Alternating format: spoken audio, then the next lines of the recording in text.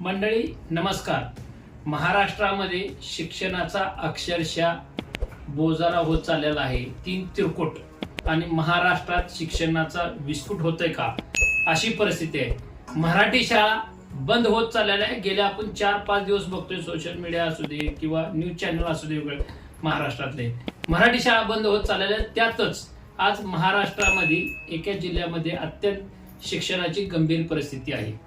ज्यावेळेस त्या गावामध्ये शिक्षक जातात त्या शिक्षकांना तेथील जे लहान मुलं आहेत ती सांगतात, सर आमच्या गावात शाळाच नाही, आम्ही शिकायचं कसं। म्हणून ती मुलं आज ऊसतोड मजूर म्हणून जात आहेत। खरं तर शिक्षणाचा हक्क फक्त कागदावरच वास्तवात मात्र कोरीच पाटी आहे का?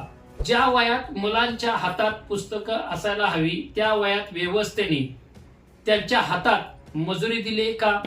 मुखेड तालुक्यातील शाळा नसल्यामुळे मुलं ऊसतोड मजूर म्हणून काम करत आहेत। सरकार आश्वासन देत आहेत, राज्यकर्ते मोठमोठे आश्वासन देत आहेत, मात्र जर आजही या मुलांना शाळा मिळाली नाही तर त्यांच्या भविष्याची जबाबदारी कोण घेणार?